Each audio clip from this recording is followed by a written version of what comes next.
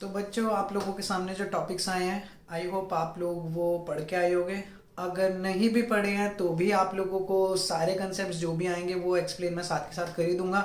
But आप लोगों के लिए ज़्यादा एडवांटेज इस वीडियो से तभी होगा जब आप लोग वो सारे टॉपिक्स कर आओगे। बाकी सारा कुछ मैं कवर कर ही दूंगा। तो चलिए शुरू करते हैं।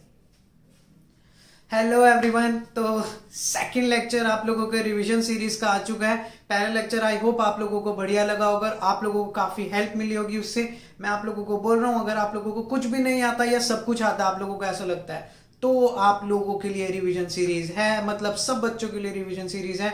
मैंने काफी अच्छे अच्छे क्वेश्चंस लिए थे सीबीएसई के 2015 से लेकर 2020 तक के, मैंने सारे क्वेश्चंस उसके अंदर कवर करवाए हैं। प्लस सीबीएसई के सैंपल पेपर के अंदर ऑफिशियल जो कि 2019-20 वाला सेशन और 2021 वाला सेशन था वो वाले क्वेश्चन भी करवाए। प्लस जो मोस्ट एक्सपेक्टेड क्वेश्चंस होते हैं वो भी मैंने लास्ट से अपनी जो क्लास थी, लेक्चर थी, उसके अंदर कवर किए थे। जिसने वो नहीं देखी है पहले तो वो जाके देखो, आपको टॉप राइट पे एक लिंक आ गया होगा, पहले तो जाके वो देख लो। आपके बिल्कुल स्टार्टिंग से स्टार्ट करी है चीजें मैंने इलेक्ट्रोस्टैटिक से, तो बढ़िया से करते हैं। आज करते हैं सेकंड लेक्चर। अब देखते हैं उसके अंदर क्या क्या क्वेश्चंस होंगे आप लोगों के। मैं सारा काम क्वेश्चन की फॉर्म में करवा रहा हूँ, डायरेक्ट इसी तरीके से पेपर में आती हैं चीजें, तो मैं सीधा एग्जाम पॉइंट ऑफ व्यू से बातें कर रहा हूँ आप लोगों की, इधर उधर कोई डायरेक्ट थ्योरीज वगैरह नहीं। क्वेश्चन में अगर थ्योरी आई हुई है, पेपर में आई हुई है, तो आपको यहाँ पे करवा दी जाएगी। चलो स्टार्ट करते हैं। आज जो हमारा फर्स्ट क्वेश्चन है, फर्स्ट क्वेश्चन काफी सिंपल है, आप लोगों की स्क्रीन पे आ चुका होगा। Define electrostatic potential at a point. बहुत सिंपल सी डेफिनेशन है इसकी। Electrostatic potential at A point है क्या बेसिकली? ये अमाउंट ऑफ वर्क डन, क्या होता है? Amount of work done in bringing a unit test charge. देखो कोई यूनिट टेस्ट चार्ज है, कोई टेस्ट चार्ज ले लो आप, क्यू नॉट टेस्ट चार्ज होता है, बहुत छोटा सा चार्ज, उससे इंफिनिटी से एक पॉइंट पे लाने के लिए जो आपको वर्क करवाना पड़े वो होता है इलेक्ट्रोस्टैटिक पोटेंशियल। तो work done in bringing a unit test charge, जिसको ये टॉपिक आता है, आगे बढ़े, नेक्स्ट न्यूमेरिकल पे जाए। Work done in bringing unit test charge from infinity to a given point, और जो मेन चीज है बच्चे नहीं लिखते हैं, against the electrostatic force of repulsion, against electrostatic forces of repulsion, electrostatic force of repulsion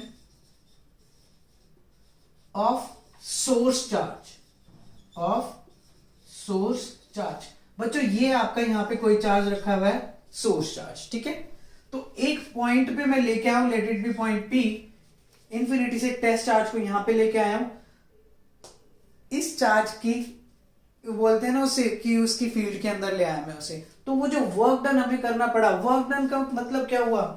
अब कुछ सोचो, ये टेस्ट चार्ज है पॉजिटिव, ये भी क्या पॉजिटिव, ये वाला पॉजिटिव उसे रिपेल करेगा जब वो पास आने की कोशिश करेगा, राइट। तो हमें उस रिपल्शन फोर्सेस के अगेंस्ट वर्क करवाना पड़ेगा, वो ही वर्क जो आप इसके रिपल्शन फोर्सेस के अगेंस्ट करवाना पड़ा है, वही क्या आपका इलेक्ट्रोस्टैटिक पोटेंशियल है, ठीक है। सिंपल सा फॉर्मूला रहता है आप लोगों का, वर्क डन पर यूनिट टेस्ट चार्ज। बच्चों क्वेश्चन सिंपल आता है, why we consider test charge. Test charge क्यों लेते हैं? टेस्ट चार्ज एक बहुत छोटा सा चार्ज होता है, और इसलिए लेते हैं क्योंकि अगर आपका ये टेस्ट चार्ज होगा तो जैसे ही ये इसकी फील्ड में आएगा, इस चार्ज की फील्ड में आएगा, इसका अमाउंट इतना कम है कि ये इसकी फील्ड को, सोर्स चार्ज की फील्ड को डिस्टर्ब नहीं करता है। अदरवाइज क्या होता है, आप लोगों ने एक चीज देखी होगी, एक पॉजिटिव चार्ज है, उसके पास उतने ही अमाउंट का पॉजिटिव चार्ज लेके आओ, तो वो क्या करता है, एक दूसरे की फील्ड को डिस्टर्ब करते हैं। क्या करते हैं? एक दूसरे की फील्ड को डिस्टर्ब। लेकिन अगर आप एक सोर्स चार्ज जिसका अमाउंट ज्यादा है, उसके पास किसी टेस्ट चार्ज को लेके आते हो, टेस्ट चार्ज उसके कंपैरिजन में बहुत छोटा सा है, तो टेस्ट चार्ज की फील्ड की वजह से सोर्स चार्ज की फील्ड के ऊपर फर्क नहीं पड़ता। तो मैंने यहाँ दो क्वेश्चन कवर कर दिया आप लोगों की, टेस्ट चार्ज क्यों आता है और एक इलेक्ट्रोस्टैटिक पोटेंशियल, ठीक है। उसके साथ एक और चीज आप लोगों को दिख रही होगी, क्वेश्चन में थी, right it's SI unit. SI unit आप लिख सकते हो जूल पर कूलम, सीधा सीधा लिख दो जूल पर कूलम। उसके बाद और एक और वोल्ट्स भी होती है, आप लोगों को पता होगा, वोल्ट्स। अब इसके बाद वो कहते हैं 3 point charges Q1 Q2 Q3 are kept respectively at point A B and C. आप लोगों के सामने डायग्राम हो गई, आप लोगों ने देख ली होगी। वो कहता है तीन चार्जेस हैं आपके, एक आपकी ट्रायंगल है, 3 points you have, point A, point B, point C, and here we have the charges Q1, Q2 and Q3. Okay, fine. As shown in the figure, derive the expression for electrostatic potential energy of the system. ये distances भी दे रखे हैं।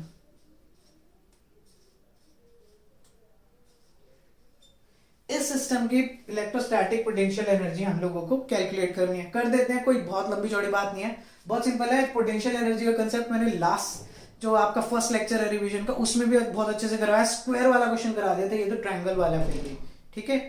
अब क्या होगा, मैंने इसमें triangle का कंसेप्ट भी समझा दिया था, दोबारा कर लेते हैं, कोई बात नहीं। वैसे देखो पोटेंशियल एनर्जी होती क्या है, इलेक्ट्रोस्टैटिक पोटेंशियल एनर्जी, वो सिंपल सी एक हमारा वर्क डन है। किस चीज का work done? In assembling these charges from infinity. ये चार्ज के इंफिनिटी पे पड़े थे, अब हम उन्हें उठा के लाए हैं और एक रीजन के अंदर असेंबल कर दिया। तो उसमें जो वर्क डन हमें करना पड़ता है वो किस फॉर्म में स्टोर होता है? इलेक्ट्रोस्टैटिक पोटेंशियल एनर्जी की फॉर्म में। ठीक है, सिंपल सा तरीका है। इसको करने के दो तरीके हैं। एक सीधा तरीका लगा सकते हो जो मैंने लास्ट में भी समझाया था, वो यही था, क्या करो, एक चार्ज को पिक करो, इसको पिक करो, इसकी वजह से इसके साथ एनर्जी और इसके साथ बाकी बचे हुए जितने भी चार्ज होते हैं उनके साथ एनर्जी निकाल दो। तो करें, अगर हम करें इसके साथ, मैं कहता हूं potential energy for between U1 and 2 कितनी हो जाएगी बच्चों? पोटेंशियल एनर्जी का फॉर्मूला क्या है? K Q1 Q2 upon R। तो यहां पे भी तो ये आ गया K Q1 upon R। Distance कितना है इन दोनों के बीच में? R12। ये इसके साथ एनर्जी, ऐसे इसके साथ निकाल दो, क्या दिक्कत है? U13 क्या आएगा? K Q3 upon R13। इतना डन।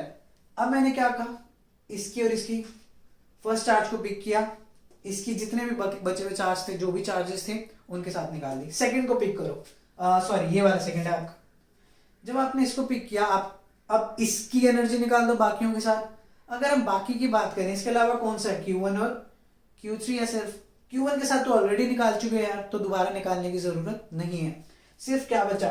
Q3, तो इसके साथ निकाल देते हैं। कितनी एनर्जी आएगी? U23। क्या बच जाएगा? K Q2 Q3 upon R23। अब हम कौन सा चार्ज पिक करेंगे? थर्ड की किसके साथ निकलनी चाहिए? 1 के साथ, ऑलरेडी आ चुकी है। थर्ड की किसके साथ? सेकंड के साथ निकलनी चाहिए, ऑलरेडी आ चुकी है। तो बस आपको इतनी एनर्जीज निकालनी है। तो टोटल एनर्जी बच्चों कितनी हो जाएगी? U net. खत्म हो गया question. K Q1 Q2 upon R12 plus K Q1 Q3 upon R13 plus K Q2 Q3 upon R23। खत्म क्वेश्चन। इतने में क्वेश्चन खत्म हो जाता है। और ये जो क्वेश्चन था आप लोगों का, ये आया हुआ था आप लोगों का CBSE 2015 का। तो मैं कह रहा हूँ 6 इयर्स के क्वेश्चन में उठाऊंगा, 2015 से लेकर 20 तक जो भी कुछ इलेक्ट्रोस्टैटिक्स का है बस सब करवा दूंगा आप लोगों को, plus sample level plus most expected. काफी बार कह चुका हूं मैं। ठीक है, ये क्वेश्चन आप लोगों को आराम से समझ आ गया होगा कि किस तरीके से इसको अटेम्प्ट करना होता है। देखो एक दूसरा तरीका होता है इसको समझने का, वो भी समझा देता हूँ कि यार हमारे को वर्क डन करना पड़ता है। इन चार्जेस को लाने के लिए ना वर्क डन करना पड़ता है, और चार्ज एक एक करके आते हैं, यानी कि तीनों को इकट्ठे उठा के ले आए। वो एक बड़ा सा कंसेप्ट है जो कि मैंने आपको पूरी की पूरी लेक्चर की फॉर्म में समझा रखा है। ऑलरेडी प्लेलिस्ट प्रेजेंट है, तो आपके टॉप राइट में एक लिंक आया होगा, आप उस पर जाके इसका पूरा लेक्चर समझ सकते हो कि पहले एक चार्ज लाएंगे, उसको लाने के लिए कोई वर्क नहीं कराना पड़ता है, फिर सेकंड को लाते हैं उसके लिए वर्क करवाना पड़ता है, फिर थर्ड को लाते हैं उसके लिए और वर्क करवाना पड़ता है। सारे कंसेप्ट मैंने उसके अंदर समझा रखे हैं, तो आप उस पर क्लिक करके देख सकते हो वो चीज। अब आगे बात करें, अदरवाइज न्यूमेरिकल में सीधा ये लगाओ, कोई दिक्कत नहीं है। अब आया आपका नेक्स्ट क्वेश्चन। अब इस क्वेश्चन के अंदर वो बोल रहा है, सिंपल सा क्वेश्चन ये है, आपके सामने आ गया होगा। Draw the pattern of electric field lines when a point charge -q is kept near an uncharged conducting plate. वो कहता है एक नेगेटिव चार्ज -q को आपने किसी अनचार्ज प्लेट के पास रख दिया। अब आपको क्या करना होगा? इलेक्ट्रिक फील्ड लाइंस का पैटर्न ड्रॉ करना है। फर्स्ट ऑफ ऑल एक चीज आपको पता होनी चाहिए properties of electric field lines के लिए, कि electric field lines are always perpendicular और normal to the surface of conductor. ठीक है, ये चीज सबको पता है, नॉर्मल होनी चाहिए, इलेक्ट्रिक फील्ड लाइंस ड्रॉ करनी है। और एक फिनोमेना सिंपल सा कौन सा लगेगा है, इलेक्ट्रोस्टैटिक इंडक्शन। वो क्या है कि अगर यहां नेगेटिव चार्ज है तो इस प्लेट के इस एंड पे कौन सा चार्ज आ जाएगा, ऑपोजिट चार्ज। कौन सा चार्ज आ गया, ऑपोजिट मतलब पॉजिटिव चार्ज। और यहां पे इक्विवेलेंट नेगेटिव चार्ज, इसे बोलते हैं इलेक्ट्रोस्टैटिक इंडक्शन। कि नेगेटिव आया, यहां पे आया पॉजिटिव, यहां पे आया negative, equal positive equal negative, मतलब ये इक्वल इक्वल होने चाहिए। क्यों, ओवरऑल ये अनचार्ज प्लेट है। ठीक है, तो पॉजिटिव नेगेटिव को आपको इक्वल दिखाना पड़ेगा। अब सिंपल से आपको इलेक्ट्रिक फील्ड लाइंस ड्रॉ करनी है तो कर दो। अब ध्यान से समझना, लेकिन एक चीज, ये उसके सरफेस पे परपेंडिकुलर होनी चाहिए। ये ऐसे और ये ऐसे परपेंडिकुलर दिखानी पड़ेगी बच्चों, वो परपेंडिकुलर ही एंटर करेगी। मैं देख रहा हूं सारे परपेंडिकुलर कर रहा, एंटर भी नहीं बेसिकली। अभी समझाते हैं ये चीज क्या है। इलेक्ट्रिक फील्ड लाइंस कौन से चार्जेस से निकलती हैं, आगे होगा आपके माइंड में आंसर, अगर आप लोग कंसेप्ट करके आए हो। Properties of electric field lines का भी लेक्चर है, इलेक्ट्रोस्टैटिक्स की प्लेलिस्ट बना रखी है पूरी, सारी की सारी देख सकते हो। 9 प्रॉपर्टीज बहुत जबरदस्त तरीके से एक्सप्लेन कर रखी है मैंने, तो आप लोग देख सकते हो। इलेक्ट्रिक फील्ड लाइंस पॉजिटिव से निकलती हैं। याद रखना बच्चों, बहुत गलती करते हैं बच्चे, एरोज उल्टे लगा देते हैं, ऐसे लगा देंगे, नहीं, इलेक्ट्रिक फील्ड लाइंस पॉजिटिव से निकलती है। और कहां टर्मिनेट होती है, नेगेटिव पे, ऐसे दिखा दो। इस सारे बोर्ड के क्वेश्चन है। ये आया हुआ था आप लोगों का 2019 में क्वेश्चन आया हुआ था ये आपका आंसर है इस क्वेश्चन का। ठीक है, इस क्वेश्चन का आंसर यही बनेगा। मैंने सारी की सारी आपको इलेक्ट्रिक फील्ड लाइंस दिखा दी, कैसे बनी है इलेक्ट्रोस्टैटिक इंडक्शन का फिनोमेना लगा के। लेट्स सी, वो कहता है find the expression for potential energy of a system of 2 point charges Q1 and Q2 located at R1 and R2 respectively in an external electric field। ठीक है, ये बच्चों को कंसेप्ट थोड़ा सा समझ नहीं आता है, लेट मी एक्सप्लेन। मैं बता ही देता हूँ, ये थोड़ा सा टाइम लगा के फटाफट से एक्सप्लेन करता हूँ। जिसको आता है वो आगे बढ़े, जिसको आता है ये कंसेप्ट वो आगे बढ़े, जिसको नहीं आता वो आराम से देखे, क्योंकि ये इंपॉर्टेंट है थोड़ा सा। और ये आपका 2020 का क्वेश्चन है बच्चों, तो ये 2020 का, हाँ 2020 में आया हुआ पेपर, लास्ट ईयर जो मार्च में हुए थे आपके, उसका क्वेश्चन आया हुआ। ये पेपर बहुत टफ आया हुआ था यार। अब देखो वो क्या कहता है, एक्सटर्नल फील्ड में आपके 2 चार्जेस रखे हुए Q1 Q2 है ना, हाँ, और R1 R2 है यार। R1 R2 एक्चुअली उनके पोजीशन वेक्टर है। पोजीशन वेक्टर कैसे है, और ये दोनों चार्जेस प्रेजेंट है एक्सटर्नल फील्ड में। ठीक है, कैसे, मैं कहता हूं एक चार्ज यहां पे रखा है Q1, एक चार्ज यहां पे रखा है Q2। ठीक है, इसका पोजीशन वेक्टर है R1, इसका पोजीशन वेक्टर कितना है R2। ठीक है बच्चों, तो मैं कहता हूं कोई एक्सटर्नल फील्ड है, यहां पे कोई सोर्स रख दिया मैंने, सपोज करो पॉजिटिव चार्जेस हैं, एक्सटर्नल फील्ड है तो एक्सटर्नल फील्ड का कोई सोर्स भी होना चाहिए। मैंने कह दिया यहां कोई सोर्सेज हैं, इसकी वजह से ये रीजन में कुछ एक्सटर्नल फील्ड आपकी होगी, आपको रिप्रेजेंट करना पड़ता है इसका। ये आपको अगर R1 है तो एक पोटेंशियल होता है, ध्यान से समझना, इलेक्ट्रिक फील्ड और पोटेंशियल के बीच में एक रिलेशन है आपका, E is equals to V by D. तो E is equals to V into D हो सकता है, sorry V is equals to E into D हो सकता है। यहां पे D क्या है, डिस्टेंस, E इंटू यहां पे 2 डिस्टेंसेस हैं आपके, कौन कौन से बच्चों, एक है आपका डिस्टेंस R1 और एक दूसरा डिस्टेंस कौन सा है R2। ठीक है, तो मैं कह सकता हूं यहां पे इस चार्ज के ऊपर एक पोटेंशियल बना है मेरा, इस फील्ड की वजह से एक पोटेंशियल तो बना होगा, क्योंकि यहां पे अगर फील्ड है, इस फील्ड की वजह से, इस फील्ड की वजह से पोटेंशियल बना है, राइट। और ये जो R1 है वो इसके रिस्पेक्ट में डिस्टेंस है, पोजीशन वेक्टर है, इसके रिस्पेक्ट में जहां से आपकी इलेक्ट्रिक फील्ड जनरेट हो रही है। तो मैं कह सकता हूं एक पोटेंशियल तो बना होगा, उस पोटेंशियल को मैं ऐसे रिप्रेजेंट करता हूं V ऑफ R1। ठीक है, पोटेंशियल बना है किसके ऊपर, जिसका पोजीशन वेक्टर क्या है R1। सिमिलरली यहां पे भी एक पोटेंशियल होगा V ऑफ R2। इतना भी समझ आता है हमारे को। अब करते क्या है हम वो समझते हैं। हम पहले क्या करेंगे, एक चार्ज को लेके आएंगे, पहले हम इस चार्ज को लेके आए, याद रखना दोनों एक साथ नहीं आते, पहले हम इस चार्ज को लेके आए हैं। हमारे को इस चार्ज को लाने में पॉजिटिव चार्ज है, यहां पे पॉजिटिव फील्ड है, आपकी एक्सटर्नल फील्ड है, कुछ ना कुछ वर्क तो करना पड़ा होगा। ये सर नो, वो वर्क तो करना पड़ेगा। क्यों? क्योंकि ये पॉजिटिव है और ये फील्ड्स भी क्या है आपकी पॉजिटिव है, पॉजिटिव पॉजिटिव को रिपेल करेगा। So we have to do some work against the electrostatic forces of repulsion. जब हमारे को वर्क करना पड़ेगा उसके लिए हमें हमारे को फॉर्मूला पता है कि वर्क डन जो हमारा बेसिकली पोटेंशियल होता है, पोटेंशियल क्या होता है बच्चों? वर्क डन पर यूनिट चार्ज। तो वर्क डन यहां से कितना आएगा? Potential into charge. तो मैं क्या कह सकता हूं, पहला केस में जो वर्क डन है वो क्या होगा? पोटेंशियल कितना है? V of R1 into charge कितना है आपका? Q1। इतना समझ आता है?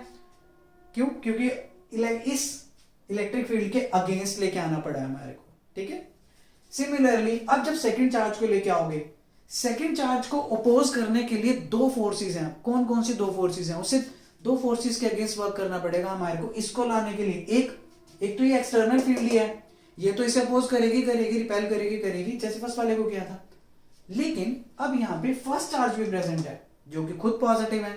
तो इसको कहीं पॉइंट से लेके आने के लिए, कहीं से भी यहां पे लाने के लिए इसके अगेंस्ट भी वर्क करना पड़ेगा और इसके अगेंस्ट भी वर्क करना पड़ेगा, ठीक है। वो दोनों ही वर्क किस फॉर्म में स्टोर होते हैं? एनर्जी की फॉर्म में।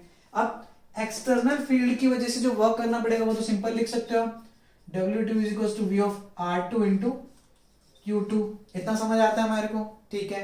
अब इसके अगेंस्ट जो से वर्क करना पड़ेगा वो सिंपल सा पोटेंशियल एनर्जी का फॉर्मूला लगा दो। मैं इस डिस्टेंस को ऐसे मान लेता हूं, ये डिस्टेंस कुछ भी है, लेट इट बी R12। क्या मान लिया? R12। तो इन दोनों चार्जेस के बीच में पोटेंशियल एनर्जी का डायरेक्ट फॉर्मूला लगा सकते हो, U K Q1 Q2 upon R12। तो ये होगी आपकी टोटल पोटेंशियल एनर्जी। नेट निकाल दें, टोटल एनर्जी आ गई। तीन ही एनर्जी बनी है, एक इसके अगेंस्ट इसको लाने के लिए फर्स्ट वाले को, सेकेंड ये वाला जो सेकेंड चार्ज है Q2 इसको लाने के लिए इसके अगेंस्ट भी वर्क करवाना पड़ा क्योंकि ये गड़बड़ कर रही थी, प्लस ये भी गड़बड़ कर रहा था, तो दो फोर्सेस के अगेंस्ट वर्क करवाना पड़ा, ठीक है। तो ये सब कुछ आपका आ चुका है। ये आप कह सकते हो U ऑन 2 ड्यू टू 1, ठीक है। U ऑन 2 लिख देता हूं मैं, ये भी एनर्जी। वैसे आपको ये लिखने की जरूरत नहीं है, सीधा U भी लिख दो, कोई प्रॉब्लम नहीं है। डायरेक्ट ही हमें पता है कि पहले हम उस चार्ज को लेके आए थे और बाद में इस चार्ज को लेके आए। नेट कर दो फटाफट से, W1 plus W2 plus U। तो ये आएगा आपका net work done in the presence of an electric field, net potential energy in the presence of an electric field.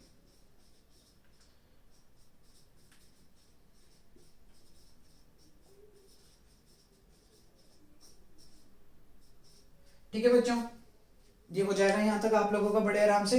तो नेक्स्ट जो है वो कहता है 3 point charges, we have 3 point charges. अब उन पॉइंट चार्जेस की कुछ वैल्यू दे रखी है, एक है 1 माइक्रोकूलम, एक है 2 माइक्रोकूलम, एक है -1 माइक्रोकूलम। ठीक है, देख लेते हैं, इसे भी कर देंगे। कड़ा ले, इसे भी फोड़ के आओगे आप लोग, बता रहा हूं मैं, आग लगा देनी है इस बार पेपर में। अब अलग अलग चार्जेस है, 1 माइक्रोकूलम, 2 माइक्रोकूलम और -1 माइक्रोकूलम।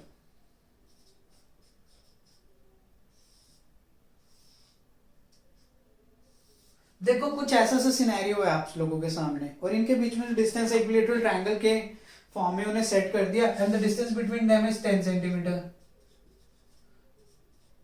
देखो वही चीज नहीं आ गई, 3 चार्जेस, बीच का डिस्टेंस पता है, पोटेंशियल एनर्जी नहीं निकाल सकते अब आप लोग, क्या कर नहीं पाओगे। खुद ट्राई मारो, पॉज करके ट्राई मारो, बदमाशी मत करना, चीटिंग मत करना कि पॉज ही ना करो, पॉज करके ट्राई मारो।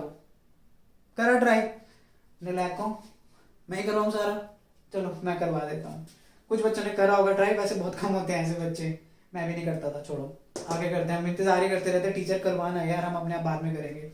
देखो सिंपल सा है, पहले इस चार्ज को उठाओ, इसके साथ पोटेंशियल एनर्जी, इसके साथ पोटेंशियल एनर्जी निकाल दो।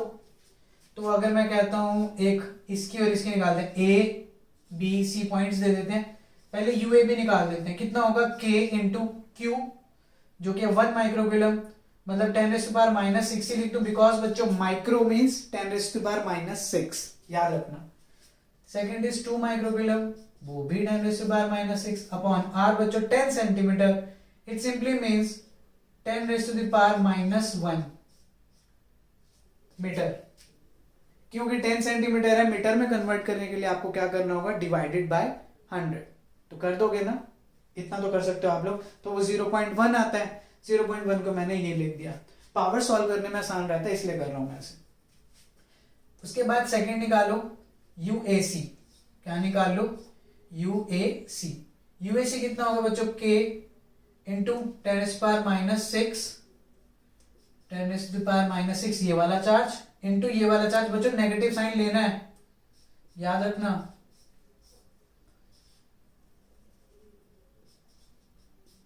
नेगेटिव चार्ज कंसीडर करते हैं पोटेंशियल एनर्जी के केस में और इलेक्ट्रिक पोटेंशियल के केस में। स्केलर क्वांटिटीज के केस में हमेशा याद रखना चार्ज का साइन कंसीडर करना है। ये मैं लास्ट जो आपका फर्स्ट लेक्चर ही था उसमें बता चुका हूं, ठीक है। ये हो गया। अब बची कौन सी, सिर्फ यूबीसी बची। ये तो आप पहले भी ट्राई कर चुके हो, आज पहले ही आते यही करा है हमने। तो अब तो निकाल दोगे, फटाफट से निकाल देना ये चीज। और अगर आप लोगों ने निकाल दिया तो फटाफट से वीडियो को आगे बढ़ाओ, मेरे को तो पूरा करवाना ही है। आप आगे बढ़ो, टाइम नहीं लगाना। बच्चा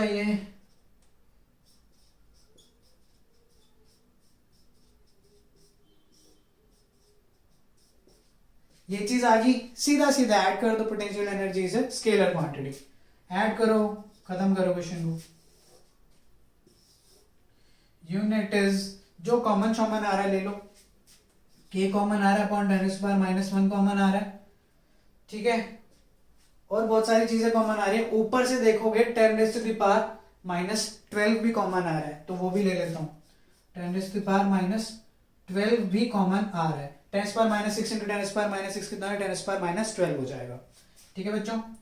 तो काफी हद तक छोटा सा रह गया अब आप लोगों का क्वेश्चन। ऊपर यहाँ क्या बचेगा, सिर्फ 2। यहाँ क्या बचेगा, -1। यहाँ क्या बचेगा, -2। और कुछ तो नहीं बचेगा, देख लो। अगर कुछ ऊंच नीच हो जाए थोड़ी माफी दे देना। इतना ही बचेगा, 2 से 2 कैंसिल, बस ये बचा, आगे आंसर खत्म।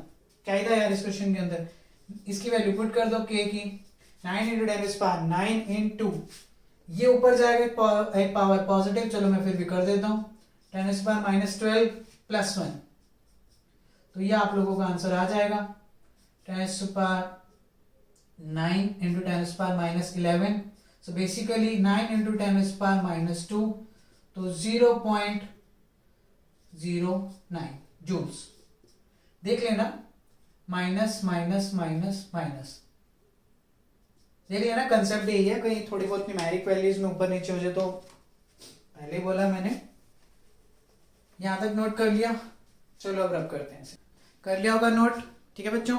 थोड़ी बहुत कैलकुलेशन अगर ऊपर नीचे हो जाती है, साइंस हो जाती है, तो देख लेना यार, अपना बड़ा भाई समझ के माफ मूव कर देना।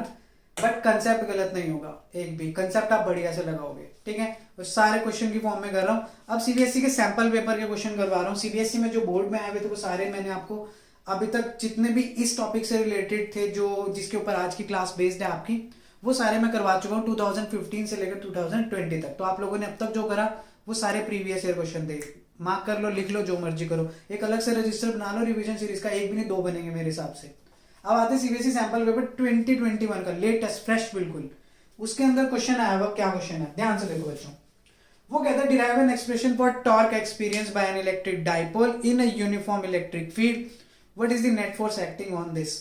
ये बहुत सिंपल क्वेश्चन है यार, मतलब थियरी क्वेश्चन है ये। मतलब ये था कि नंबर देने के लिए ही उन्होंने दिया कि बच्चे कुछ कर ले। तो टॉर्क का कंसेप्ट है, आप लोगों के राइट साइड में एक लिंक आ गया होगा, आप वहां से ये देख सकते हो। अदरवाइज मैं करवा भी रहा हूं, जिसको जैसे ठीक लगे।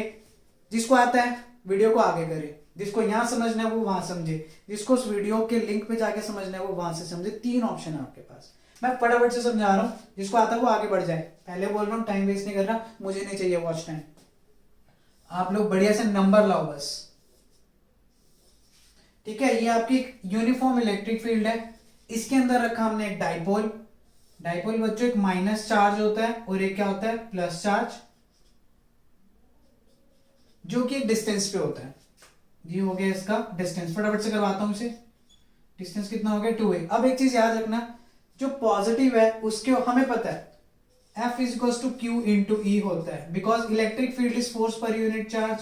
बहुत अच्छे से डेप्थ में समझा रहा हूं मैं चीजें आप लोगों को, फास्ट है लेकिन क्लियर हो जाएंगी। Electric field is force per unit charge, मतलब force is equal to q into E, ये लास्ट लेक्चर में भी डिस्कस हुआ था। मतलब जहां पे भी किसी चार्ज को इलेक्ट्रिक फील्ड में रखते हैं उसके ऊपर एक फोर्स लगती है, और ये फोर्स हमेशा पॉजिटिव चार्ज के ऊपर जो लगेगी वो इलेक्ट्रिक फील्ड की डायरेक्शन में लगेगी। हमेशा याद रखना, जो फोर्स पॉजिटिव चार्ज के ऊपर लगती है किसी इलेक्ट्रिक फील्ड की वजह से, वो हमेशा फोर्स इलेक्ट्रिक फील्ड की डायरेक्शन में ही होगी। ये आपका पॉजिटिव चार्ज, इलेक्ट्रिक फील्ड इधर है तो उसके ऊपर जो फोर्स लगेगी वो भी इधर ही लगेगी, ठीक है।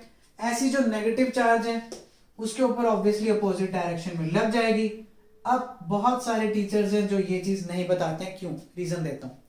इलेक्ट्रिक फील्ड कहां जा रही है, उस डायरेक्शन में। हमने एक चीज पढ़ रखी है, इलेक्ट्रिक फील्ड पॉजिटिव से निकलती है और नेगेटिव पे जाती है। कहां जाती है, पॉजिटिव से निकलती है और नेगेटिव पे जाती है। मतलब ये इलेक्ट्रिक फील्ड कहां जा रही होगी, नेगेटिव के पास जा रही होगी। पॉजिटिव चार्ज किसके पास जाने की कोशिश करता है, नेगेटिव के पास। तो इलेक्ट्रिक फील्ड क्या करती है, इस पॉजिटिव को अपने साथ खींच के किसके पास लेके जाना चाहती है, नेगेटिव के पास। दैट्स वाई एक लाइन पढ़ी होगी आप लोगों ने, लिखवाई होगी टीचर्स ने, electric field tries to align positive charge in its direction. Electric field, E ऐसे लिखता हूं मैं, electric field tries to align positive charge in its direction. जहां पे भी है अपने डायरेक्शन में उसे लेके जाएगा। अलाइन मतलब कह दो, या फिर ट्राइज टू मूव कह दो, जो मर्जी कह दो, ट्राइज टू मूव कह सकते हो, ठीक है। अलाइन में आप मूवी लिख लो, क्योंकि अलाइन की अभी डाइपोल की बात करेंगे। Tries to move positive charge in its direction. Move, try भी क्या करता ही करता है, रीजन मैं आपको दे दिया, पॉजिटिव से नेगेटिव। इलेक्ट्रिक फील्ड नेगेटिव के पास जा रही है तो पॉजिटिव को भी खींच के कहां लेके जाना चाहती है, नेगेटिव के पास ही लेके जाना चाहती है, ठीक है। वही नेगेटिव चार्ज है वो तो उसके अपोजिट ही जाएगा ही जाएगा। अब टॉर्क निकालना है, torque is basically force into perpendicular distance. ये आपका बना theta, torque is force into perpendicular distance. बच्चों परपेंडिकुलर डिस्टेंस हमेशा होता है उन फोर्सेस के परपेंडिकुलर। यहाँ दो फोर्स हैं, एक फोर्स ऐसे दिख रही है आप लोगों को, ठीक है बच्चों, ये रही एक फोर्स, दूसरी फोर्स ये रही। अगर आप देखोगे एक फोर्स ये है, दूसरी फोर्स ये है, तो ये वाली लाइन इन दोनों के परपेंडिकुलर है, देख रहे हो। ये फोर्स ऐसे, ये इसके ऊपर परपेंडिकुलर, ये फोर्स ऐसे, ये वाला इसके ऊपर भी तो परपेंडिकुलर ही है, इस लाइन के ऊपर भी तो परपेंडिकुलर है। तो this is our perpendicular distance. कैसे निकलेगा, बड़े आराम से, ये ए, ये बी, ये आपका सी हो गया, ठीक है। बड़े आराम से निकालते हैं। फोर्स तो हमारे को पता है, force F is equal to q into v होता है। हमारे को मैग्नीट्यूड निकालना है। परपेंडिकुलर डिस्टेंस बच्चों बड़े आराम से अच्छे तरीके से निकालेंगे। हमारे को इस ट्रायंगल के अंदर क्या क्या पता है, ये आपका बेस हुआ थीटा के साथ, ये आपका परपेंडिकुलर है, हाइपोटेन्यूज। हमें पता क्या है, सिर्फ हाइपोटेन्यूज पता है जिसकी लेंथ है 2a।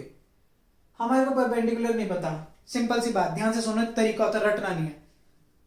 हमारे को हाइपोटेन्यूज पता है, परपेंडिकुलर नहीं पता है। कौन सी ट्रिग्नोमेट्री है जो परपेंडिकुलर और हाइपोटेन्यूज को रिलेट करते हैं, सीधा उठा के वो लगाते होते हैं, ठीक है। ये देखो है कौन सा, हाइपोटेन्यूज। चाहिए क्या, परपेंडिकुलर। कौन सी ट्रिग्नोमेट्री लगेगी, अपने आप डेरिवेशन हो जाती है। तो क्रैम तो करना ही नहीं। कौन सी होती है, साइन थीटा। बच्चों के दिमाग में अब तक आ चुका होगा, sine theta is perpendicular upon hypotenuse. समझ गए, करियोगे यार, इतनी तो ऐसे मत करो, दिल तोड़ दोगे क्या मेरा। Perpendicular is CB upon hypotenuse कितना होगा बच्चों, ये सीधा लिख रहा हूं मैं, इसकी वैल्यू AC वगैरह लिख रहा, इट इज 2a। तो बच्चों CB की value which is our perpendicular distance, its value is 2a sin theta, 2a sin theta. कर दो वैल्यू पुट, है कितनी बढ़िया है derivation. Torque is equals to, चलो मैं ये डालता हूं सीधा, फोर्स कितनी है QE, फोर्स कितनी है QE into 2a sin theta. अब आपको पता होगा इस Q को और 2a को उठाते हैं, Q इंटू 2a क्या होता है बच्चों, मैं लिख देता हूं एक बार फिर से, मल्टीप्लाई या कहीं कुछ और सोचो। ये मल्टीप्लाई बच्चे कहते क्रॉस प्रोडक्ट कर दिया है, बच्चे ऐसे मेरे को इसलिए बोल रहा हूं। क्यों, ये क्या होता है P। तो बच्चों क्या आंसर आ गया, PE sin थीटा। क्या आंसर आ गया, PE sin थीटा। क्या बहुत टफ है यार, ये इतना इजी सा एक्सप्रेशन है, कितनी देर लगेगी करने में, वैसे फटाफट समझा दिया मैंने। अब इसके बाद आगे बात करते हैं, इस क्वेश्चन के अंदर नहीं आया हुआ है लेकिन मैं आप लोगों को फिर भी बता देता हूँ। कुछ इसकी स्पेशल कंडीशन होती है, क्वेश्चन में ये आ जाता है कि स्पेशल कंडीशंस बताओ, स्पेशल केसेस बताओ, और उन केसेस के कॉरेस्पॉन्डिंग डायग्राम्स भी बताओ। तो ये 5 नंबर का बन जाता है। अब ये 2 3 का था, 5 का बनेगा। फिर कैसे 3 कंडीशन बनते हैं, 3 स्पेशल केस समझा रहा हूं तो समझ ही लो। स्पेशल केसेस में आपका फर्स्ट केस तो यही बनता है, अगर थीटा 90 हो जाए तो।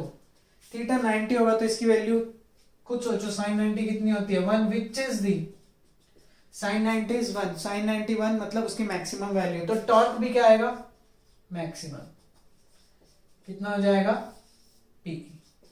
सेकंड केस बोलता है वो, चलो इसके कोरेस्पॉन्डिंग डायग्राम भी बना लो।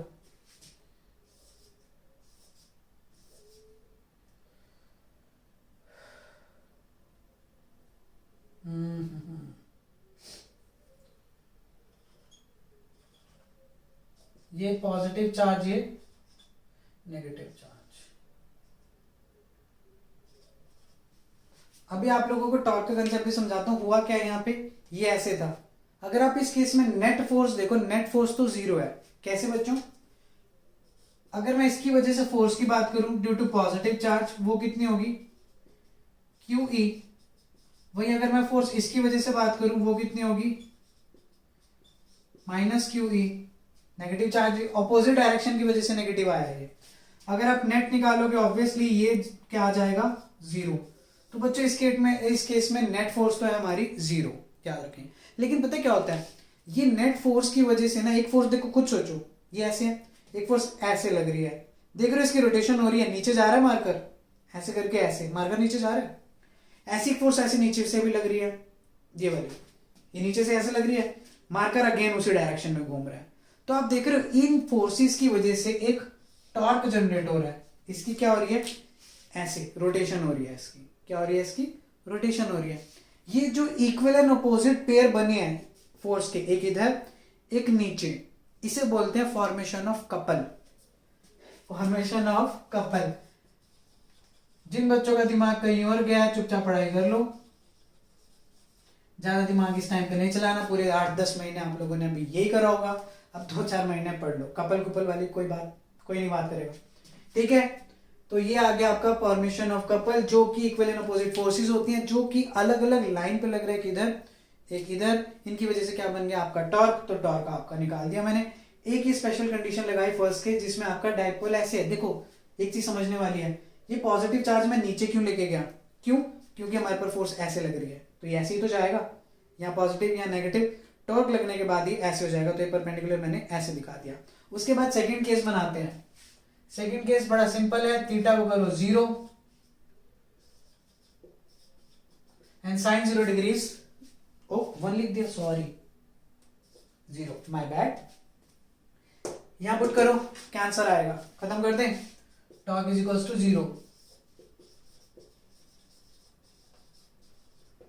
इसे बोलते हैं स्टेबल इक्विलिब्रियम। हैंड राइटिंग बहुत गंदी है मेरी, ऊपर से मैं पास करा रहा हूं, तो बच्चों फिर भी थोड़ा सा एडजस्ट कर लो यार, काम बड़ा अच्छा वाला करवा रहा हूं इसलिए।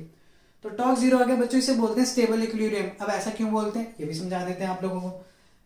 जो कोई बोर हो रहा है आगे बढ़े, नेक्स्ट न्यूमेरिकल पे आए, अदरवाइज इसको प्लेलिस्ट में से भी देख सकते हो। ये ऐसे गया, ऐसे गया, ऐसे गया, ये इलेक्ट्रिक फील्ड है, ये डाइपोल ऐसे ही तो आना चाहता है, ऐसे इसके ऊपर फोर्स ऐसे लग रही है, यही तो आना चाहता है, ठीक है। इसी वजह से इसे स्टेबल इक्विलिब्रियम बोलते हैं, क्योंकि ये डाइपोल यहां पे आ गया ऐसे। अब इसके ऊपर कोई टॉर्क नहीं लगेगा, क्योंकि ये वाला जो टॉर्क लग रहा है, जो भी लग रहा है, वो उससे इलेक्ट्रिक फील्ड के डायरेक्शन में तो लाना चाहता है। क्यों, इलेक्ट्रिक फील्ड ऐसे जा रही है, इस डाइपोल के ऊपर फोर्स लगेगी, ये धीरे धीरे धीरे करके यहां नहीं आ जाएगा, समझ रहे हो। तो एक लाइन और लिख सकते हो, जो आपकी इलेक्ट्रिक फील्ड है, electric field tries to align, इसलिए मैंने वहां से अलाइन वर्ड काट दिया था, tries to align dipole in its direction, dipole in its direction. ये चीज मेन होती है, इसलिए इसे बोलते हैं स्टेबल इक्विलिब्रियम। जो काम वो इलेक्ट्रिक फील्ड की वजह से जो टॉर्क आया वो करवाना चाहता था, वो यहां पे आके कंप्लीट हो गया, समझ रहे हो। ये होता है आपका स्टेबल इक्विलिब्रियम। एक्चुअली होता है पता है क्या, इस केस में ना जो आपकी डाइपोल मोमेंट है, dipole moment is from negative to positive. Dipole moment भी यहां से यहां है, पी से डिनोट कर रहा हूं, वो इस डायरेक्शन में है, इलेक्ट्रिक फील्ड भी इस डायरेक्शन में है, इसलिए इसे बोलते हैं स्टेबल इक्विलिब्रियम। लास्ट केस कौन सा है आपका थर्ड, जिसमें होगा 180 डिग्री, वो यहां बना देते हैं, theta 180 sine 180 is 0, torque is 0।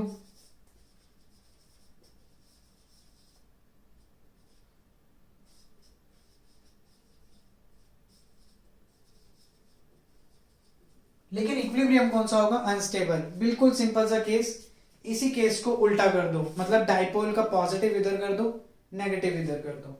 यहां बना देता हूं मैं ये केस, बस खत्म है। ये टॉपिक लंबा खींच गया बट कोई बात नहीं, इट्स फाइन।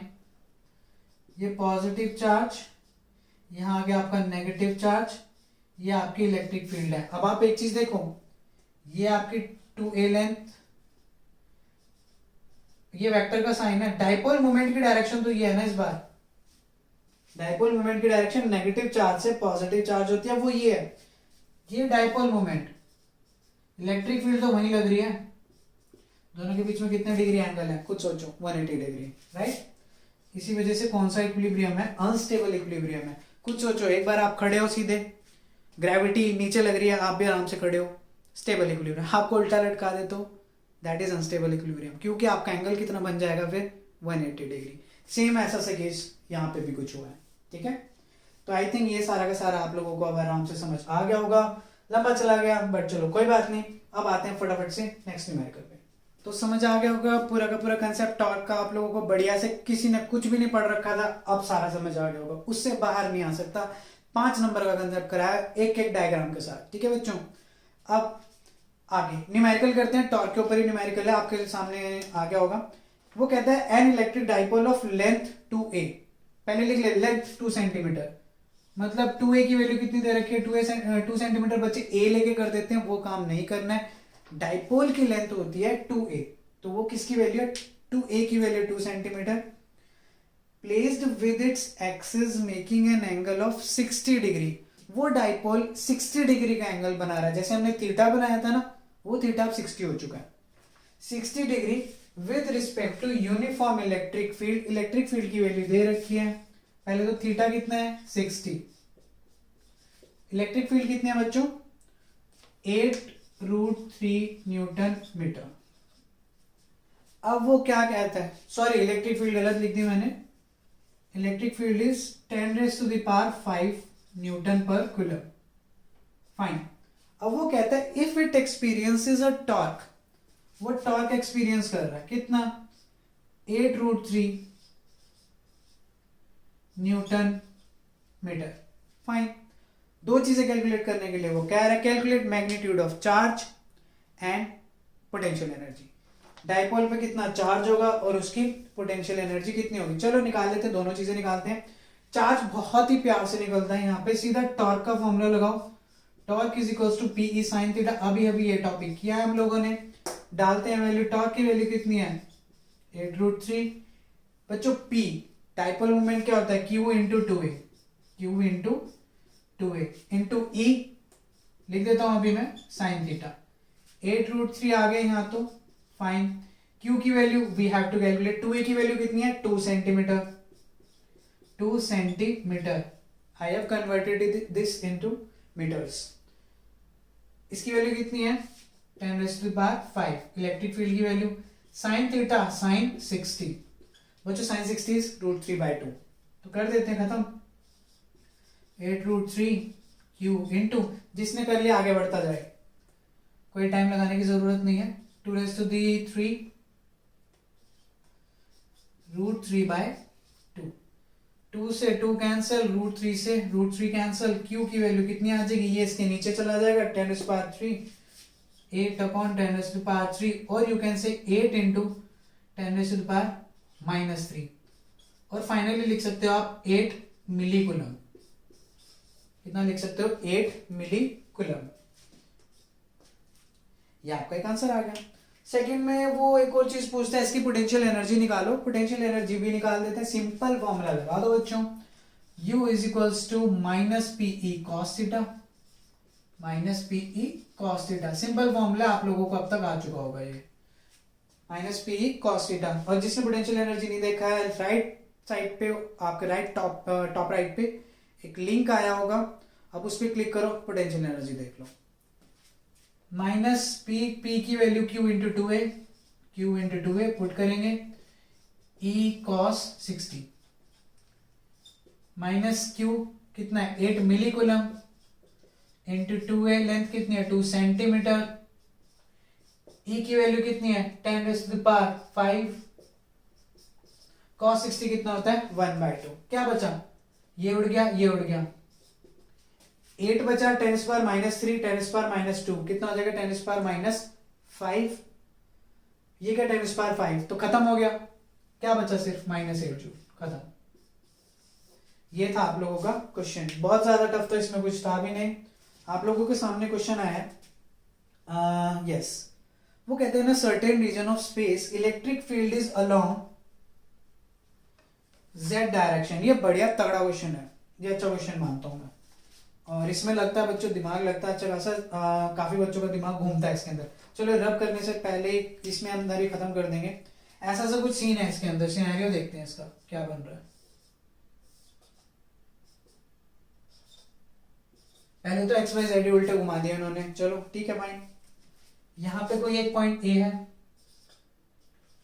-q, यहां पे कोई पॉइंट बी है +q, ठीक है बच्चों, यहां तक डन। वो कहता है उसके बाद in a certain region of space, मैं रीड कर देता हूं, electric field is along z direction. Electric field बच्चों किधर है z डायरेक्शन में, जैसे जैसे मिले वैसे वैसे ड्रॉ करते जाओ, वैसे ड्रॉ हुआ है आप लोगों के लिए थ्रू आउट, ठीक है डन, इतना done. Magnitude of electric field is however not constant, बच्चों कांस्टेंट नहीं है, and but increase uniformly along the positive z direction. जैसे जैसे इलेक्ट्रिक फील्ड ऊपर जा रही है, इलेक्ट्रिक फील्ड लाइंस ऊपर जा रही हैं, उसकी वैल्यू बढ़ रही है। किस रेट से बढ़ रही है, एट द रेट 10⁵ न्यूटन पर कूलम पर मीटर। तो बेसिकली आपकी इलेक्ट्रिक फील्ड बढ़ रही है, और ये सिंपल इलेक्ट्रिक फील्ड नहीं दे रखी है, इलेक्ट्रिक फील्ड पर लेंथ दे रखी है। वो भी समझाते हैं क्या होता है। What are the force and torque experienced by a system having total dipole moment equal to this 10⁻⁷ kilometre in the negative z direction? घुमा दिमाग, पता था मेरे को, ये ऐसे क्वेश्चन जब भी तो करा रहा हूँ यार, मैं कह रहा हूँ आप लोगों को क्वेश्चन वही है जो पेपर में आने लायक है, ये आ चुके हैं, इसीलिए लास्ट होप है ये आप लोगों के लिए रिवीजन, और ये फोड़ दोगे अगर आप लोग कर दिया, क्योंकि आप लोगों को बहुत सारा पेपर इन्हीं क्वेश्चंस में से मिलेगा। बाद में मेरे को पर्सनली थैंक्स बोलोगे आप लोग। अब देखो ये कुछ सिनेरियो ऐसे हैं, हमारे को कुछ और दे रखा है इसके अंदर, हमारे को p की वैल्यू गिवन है, p की वैल्यू है हमारी 10⁻⁷ p इज गिवन 10⁻⁷ किलोमीटर, ठीक है। हम लोगों से फोर्स और क्या पूछा है, फोर्स एंड टॉर्क पूछा है, ठीक है डन। अब कुछ चीजों को समझते हैं। पहली बात तो डाइपोल मूवमेंट यहां से यहां होगी, मैंने क्या बोला था, dipole movement is from negative to positive, negative charge to positive charge. Dipole movement की वैल्यू भी गिवन है, हमारे को फोर्स निकालनी है। पहले तो फोर्स देखते हैं बच्चों, फोर्स तो क्या ही निकलेगी इसके ऊपर, कुछ सोचो। इलेक्ट्रिक फील्ड ऊपर लग रही है, ठीक है, तो हमारे को पता है इलेक्ट्रिक फील्ड की वजह से जो नेगेटिव चार्ज के ऊपर फोर्स लगती है ऑपोजिट डायरेक्शन में लगती है। सिंपल से समझाता हूं, अभी समझा पूरा टॉर्क का कंसेप्ट ही। ये इलेक्ट्रिक फील्ड ऐसे जा रही है, तो क्या होता है, इलेक्ट्रिक फील्ड पॉजिटिव चार्ज को तो अपनी डायरेक्शन में लेके जाता है, तो क्या होता है, पॉजिटिव के ऊपर तो फोर्स ऐसी लग जाएगी F पॉजिटिव, लेकिन नेगेटिव के ऊपर कैसे लग जाएगी, ऑपोजिट डायरेक्शन में F नेगेटिव। अब हमें पता है दोनों चार्जेस का अमाउंट तो इक्वल है, इलेक्ट्रिक फील्ड भी इक्वल है, तो ये दोनों फोर्सेस एक दूसरे को क्या कर देंगी, cancel out. Again net force कितनी हुई, 0, जैसे डाइपोल में क्या था, बिल्कुल वैसे इसमें भी नेट फोर्स क्या होगी आपकी, 0 हो जाएगी, ठीक है। एक को आप पॉजिटिव की वजह से लिख लो Q इंटू ई, नेगेटिव की वजह से लिख लो F नेगेटिव डाल रहा हूं मैं -Q इंटू ई। बच्चों सब्सक्रिप्ट है, याद रखना, F -Q इज सब्सक्रिप्ट, कहीं आप उसके साथ ही लिख दो, ऐसी ये भी सब्सक्रिप्ट है। दोनों को अगर आप सिंपली इन्हें ऐड करते हो, नेट फोर्स निकालते हो, the some is 0। Now let's talk about torque. Torque कैसे निकलेगा, इस केस में टॉर्क बनेगा भी नहीं बनेगा वो भी देख लेते हैं। अब फोर्स मैंने यहां नेट 0 बोल दी, यहां मैंने फोर्स नेट 0 बोल दी, बट क्या ये जरूरी है, यहां आप लोग एक चीज मिसिंग करके जल्दी जल्दी में आप लोग भी सोच के बैठ गए होंगे, हाँ 0 है बच्चों, फोर्स 0 नहीं है। रीजन क्या है? फोर्स 0 होती है in case of uniform electric field बच्चों। यहाँ यूनिफॉर्म नहीं है, इलेक्ट्रिक फील्ड इज इंक्रीजिंग, ऊपर ज्यादा है नीचे कम है, समझ रहे हो? ऊपर जा रही है वो बढ़ रही है, मतलब ऊपर फोर्स ज्यादा लगी होगी, नीचे फोर्स कम लगी होगी। तो आप 0 नहीं कर सकते इस केस में, समझ गए? जल्दीबाजी में हाँ ठीक है सर ने ठीक बोला, सर ने ठीक बोला, हो गया, ऐसे नहीं है। इस केस में नेट फोर्स इज नॉट 0, तो निकालनी पड़ेगी। कैसे? फोर्स का फॉर्मूला क्या है? Q इंटू डी लिख सकते हो, कोई प्रॉब्लम नहीं है। इलेक्ट्रिक फील्ड चेंज हो रही है तो मैंने चेंजिंग इलेक्ट्रिक फील्ड लिख दिया। नाउ द थिंग इज, आप क्या करोगे? सिंपल इसे dl से मल्टीप्लाई, कुछ में dz से भी कर रखा है, आप सिंपल dz से मल्टीप्लाई करो और dz से डिवाइड, मतलब dz से मल्टीप्लाई एंड dz से डिवाइड। ऐसा क्यों किया? Because electric field is increasing with respect to z axis. किसके रिस्पेक्ट में? z एक्सिस के रिस्पेक्ट में। तो वो जो आपको एक वैल्यू दे रखी है ना 10⁵ न्यूटन पर कूलम पर मीटर, वो आपकी dE बाई dz है बच्चों, with positive sign, because value is increasing. 10⁵ newton पर कूलम पर मीटर। तो ये कुछ है सिनेरियो आप लोगों का। अब उसके बाद ये वैल्यू आ गई हमारी, यहां पे आप लोग क्या कर सकते हो? अपनी वैल्यू पुट कर सकते हो। कैसे? d बाई डी जेड हमें पता है, q इंटू डी जेड बच्चों, q इंटू डी जेड ये basically q into 2a dipole moment हो गया। वैल्यू डालो, खत्म करो इसे। q इंटू डी जेड अलग किया, d बाई डी जेड अलग किया, ये दोनों वैल्यूज पता है आप लोगों को, डालो, खत्म करो। मैंने कहा था क्वेश्चन थोड़ा सा टफ रहेगा, बट हो गया। 10⁻⁻² Newton is the force, 10⁻⁻²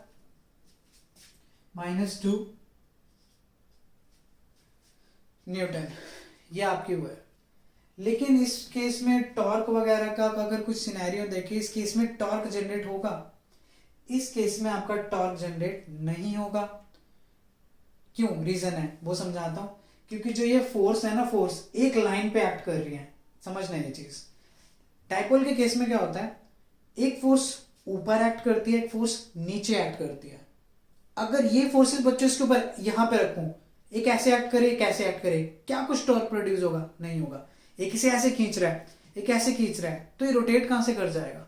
same case यहां हो रहा है, डाइपोल ऐसे पड़ा है इस बार, एक फोर्स नीचे लग रही है, एक फोर्स ऊपर लग रही है, चाहे ये वाली ज्यादा भी लग रही हो, क्योंकि ऊपर इलेक्ट्रिक फील्ड ज्यादा है, फोर्स ज्यादा ही तो लग रही है, लेकिन लग का रही है नीचे, तो वो उसे नीचे तो लेके जा सकता है, लेकिन टॉर्क प्रोड्यूस नहीं कर सकता।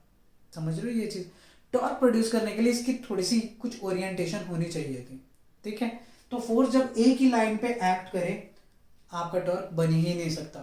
याद रखना, कपल फॉर्मेशन की जो बात बताई थी, कपल फॉर्मेशन हमेशा जब होता है जब आपकी फोर्सेस डिफरेंट लाइंस पे एक्ट करें। सेम लाइन पे एक्ट करेंगी कपल फॉर्मेशन नहीं होगी, लेकिन डिफरेंट पे एक्ट करेंगे तो कपल फॉर्मेशन होगी। तो इस केस में नेट टॉर्क इज 0, याद रखना, ठीक है बच्चों? वो कहता है कि इलेक्ट्रिक डाइपोल है, an electric dipole is placed at N angle of 30 degree with an electric field of intensity. ये तो बहुत इजी सा क्वेश्चन है यार, इजी सा, it's like a piece of cake. आप लोग बड़े आराम से खा जाओगे इस क्वेश्चन को, क्योंकि ऐसा सा क्वेश्चन मैं करवा भी चुका हूं, फिर भी करवा देता हूं क्योंकि किसी ना किसी पेपर में आया हुआ। तो बस ये होना चाहिए, इस रिवीजन लेक्चर करने के बाद आप सेटिस्फाइड रहो, हाँ यार कुछ किया, हमें काफी सारी चीजें पता लग गई हैं, क्योंकि उससे बाहर आने के चांस बहुत कम ही रहते हैं। और मैं यही बोलूंगा आप लोगों को, सिर्फ ये रिवीजन सीरीज फॉलो मत करो, लेक्चर्स फॉलो मत करो, अपने लेवल पे अपने सैंपल पेपर्स वगैरह भी सॉल्व करो और एनसीईआरटी क्वेश्चंस भी लगाओ।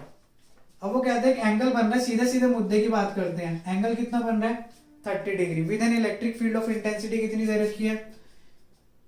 2 × 10⁵ न्यूटन पर कूलम। ठीक है, डन है इतना भी। और क्या दे रखा है? It experiences a torque, torque given है यार, बच्चों वाला क्वेश्चन है ये तो। और क्या दे रखा है? Calculate the charge on the dipole of length, dipole length given है 2 सेंटीमीटर। बच्चे इसमें भी गलती कर देते हैं, 4 ऑप्शन दे रखे हैं। Option A is 8 microcoulomb, then 4 microcoulomb, then 2 nanocoulomb and then 8 nanocoulomb. देखिए आंसर क्या आता है? फॉर्मूला टॉर्क का ठोक दो फटाफट से, क्या दिक्कत है? P E sin theta, P की वैल्यू, अब मैं सीधी सीधी वैल्यू, रुक जाओ, Q into 2a into E sin theta, this one is good. अब ये लगाओ, ये 4, Q की वैल्यू बच्चों कितनी है, निकालनी है, sorry 2a length of dipole, length of dipole is 2 centimetre, 2 × 10⁻⁻²। किसी को मेरी स्पीड ज्यादा लगती है तो अपने आप स्लो करके देख लेना यार, ऑप्शन होता है 2 × 10⁵, स्लो तो शायद नहीं लग रही होगी किसी को मेरी speed. Sine theta, sine 30 degree, सीधा लिख दो 1/2, तो कुछ कैंसल वैंसल हो रहा है, उड़ाओ छुड़ाओ। यहां से वैल्यू कितनी आ जाएगी जब आप इसको सॉल्व वॉल्व करोगे, इसको सॉल्व वॉल्व करो, ये 2 से ये कैंसिल हो रहा है, 2 डिवाइडेड बाय सीधा लिख दो 10⁻³ is equals to Q। Solve करोगे ना इसे 10⁻² + 5, -2 + 5 कितना होता है 3, 10⁻³ यहाँ नीचे आ गया। तो बच्चों Q की वैल्यू कितनी आ जाएगी आप लोगों की 2 × 10⁻³ ऑप्शन में है कुछ 2 मिलीकुलम आ रही है। हाँ सॉरी बच्चों, ये ऑप्शन ठीक कर लेना, जो सी ऑप्शन है दैट इज 2 मिलीकुलम, तो यही आंसर है आप लोगों का, आंसर इज 2 मिलीकुलम। वो मिलीकुलम भी बस नैनो जैसा लग रहा है, इट इज मिलीकुलम, तो आप लोगों का ये आंसर इसमें आ जाएगा। अगेन आई एम सेइंग कुछ छोटी मोटी कैलकुलेशन मिस्टेक हुई तो देख लेना यार, बाकी आंसर यही है, कंसेप्ट वही रहेगा आप लोगों। अब वो कहते हैं dipole is placed parallel to the electric field, fine. If W is the work done in rotating the dipole by 60 degree, see formula for potential energy, ये वर्क डन जो बोल रहा है पोटेंशियल एनर्जी की फॉर्म में ही बात कर रहे हैं हमारे, ठीक है। फॉर्मूला लिखो पहले तो PE cos θ1 minus cos θ2, पहले तो ये θ1 is the initial position, starting में वो क्लियरली बोल रहा है dipole is placed parallel to the electric field, मतलब θ1 is 0। उसके बाद उसकी ओरिएंटेशन कितने में करवा दी, rotating the dipole by 60 degree, तो बाद में कितना एंगल हो गया बच्चों, सिंपल सा 60 डिग्री। वैल्यू पुट कर सकते हो, अब आप लोग क्या करना है, डाल दो cos 0 degree minus cos 60 degree, 1 minus 1/2 जितना भी आ रहा है माइनस PE/2। ये हमारी पोटेंशियल एनर्जी आ रही है फर्स्ट केस में, जो भी वर्क डन आ रहा है। यहां से चलो PE की वैल्यू निकाल लो बच्चों, P is equals to -2U, U बोल लो W बोल लो, कोई प्रॉब्लम नहीं है, W बोल लो क्योंकि इसके अंदर W बोल रखा है, मैं W लेके कर देता हूँ, ये सारे के सारे आपके W है, वही है बिकॉज वही वर्क डन पोटेंशियल एनर्जी की फॉर्म में स्टोर हो जाता है। P की वैल्यू आ गई -2W। नेक्स्ट वो कहता है अब क्या करें, अगर सेम केस में देन 60 डिग्री के बाद बोल रहा हूं मैं, then work done in rotating it by 180 degree is, इसी को 180 डिग्री पे रोटेट करें तो अगेन θ1 आपका 0, लेकिन इस बार θ2 कितना हो गया 180 डिग्री, θ2 इज 180 डिग्री, तो बच्चों कितना बनेगा, वैल्यू डालो PE cos 0 माइनस cos 180, जिसको आता है उसने उड़ा दिया होगा अब तक, ये आ गया 1 माइनस -1, तो W is equals to PE कितना आ जाएगा 2, P is equals to W/2, comparison करना P is equals to W/2। तो यहां से जब आप कंपैरिजन करोगे आपका आंसर कितना आएगा, अगर आप कंपैरिजन करते हो answer is your 4W, answer कितना आएगा आपका 4W। अगर आप कंपैरिजन इसका कर पाते हो तो आप लोगों का आंसर 4W क्लियरली आ जाएगा, ठीक है बच्चों। अब बातों को समझ नहीं आएगा कि 4W कैसे आया, कर सकते हो, उसने वही बोला ना, then work done in rotating the dipole, इसको कंपैरिजन करना है, कंपैरिजन करोगे तो आप लोगों का आंसर आ जाएगा। क्या करना है, यहां से अगर आप वर्क डन निकालते हो ये कितना आएगा -PE/2, यहां से कितना आ रहा है ट्वाइस 2PE आ रहा है। अगर इन दोनों को कंपेयर करोगे, इसे मैं W' ले लेता हूं, छोड़ो बच्चे कंफ्यूज हो जाते हैं, इसे मैं लेता हूं W', तो बच्चों W'/W कितना आएगा 2PE/PE/2, मैग्नीट्यूड ले रहा हूं, तो ये कितना आ रहा है बच्चों PE/2 पुट किया मैंने, P से P कैंसिल, कितना आ रहा है 4W। ये आपका कंप्लीट सॉल्यूशन, ठीक है। कई बच्चे कंफ्यूज हो जाते हैं, मैंने इसलिए पूरा ही कर दिया। कितना आ रहा है जो नया वर्क डन है, it is 4 times the previous one.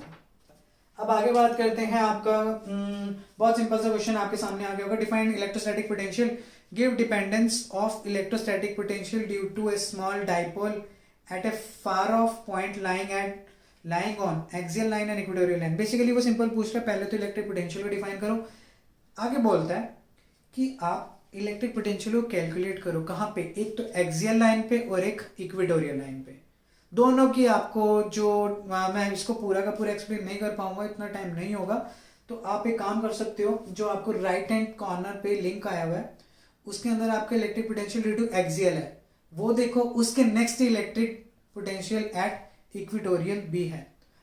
I hope आप लोग पहले ही पढ़ के आए होंगे, मोस्ट ऑफ द स्टूडेंट्स। जिसने नहीं पढ़ी है प्लीज वो वाली वीडियो जाके फटाफट से देख लो, फिर यहाँ पे वापस आ जाओ, ठीक है, तो आपको आगे भी चीजें और अच्छे से समझ आ जाएंगी। आगे बढ़े, नेक्स्ट क्वेश्चन है आप लोगों का। क्वेश्चन बहुत ही सिंपल है यार, फिर से ये वाला क्वेश्चन काफी सिंपल ही आ गया। An electric dipole of length 4 centimetre, मैंने जंप के क्वेश्चन डाल रखे हैं ताकि आप लोगों के कंसेप्ट में दिमाग में छप जाए अच्छे से। लेंथ दे रखी है, डाइपोल की लेंथ को हम 2a से डिनोट करेंगे, 4 centimetre is the length.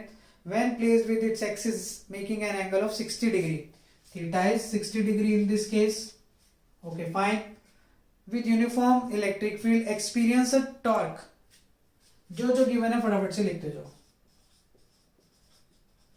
4√3 nanometre, calculate potential energy of the dipole if it has a charge of ±8 नैनोकूलम।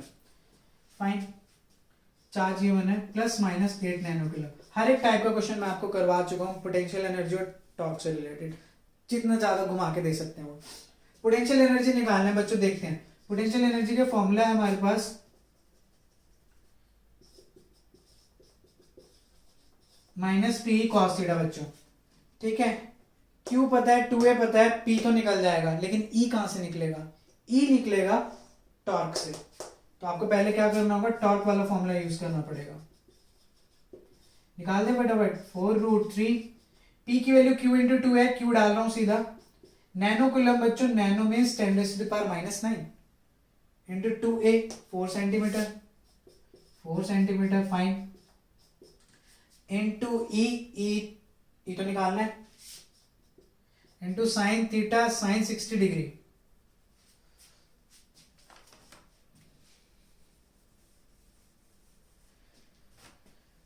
Sign 60 बच्चों, ई मैंने लिख दिया, साइन 60 √3, सीधी सीधी वैल्यू डाल रहा हूं, √3 से √3 कैंसल, 4 से 4 कैंसल, इससे ये भी कैंसल, ठीक है। अब यहां से आपकी ई की वैल्यू आ जाएगी कुछ भी, ए इज, ये सारा का सारा फैक्टर मैं नीचे भेज रहा हूं, ये आपकी आ जाएगी इलेक्ट्रिक फील्ड 1/4 इंटू 10⁻⁻11, हाँ 10⁻⁹ -2, ये सारे फैक्टर को मैंने वहां नीचे भेज दिया। ये ई की वैल्यू है। अब क्या करो, सीधी सीधी इस ई की वैल्यू यहां पे पुट करो, आंसर निकाल लो। निकाल दें फटाफट से, निकाल लेते हैं, खत्म करते हैं इसे। U is equals to -PE, P into E मतलब Q into 2A, Q into 2A। E की वैल्यू कितनी आई हुई है, छोटा सा ये रब करना पड़ेगा मुझे थोड़ा सा। E की वैल्यू कितनी आई हुई है, 1/4 इंटू 10⁻⁻11, सीधी E की वैल्यू ये आई हुई है, इंटू cos 60, cos 60 इज 1/2।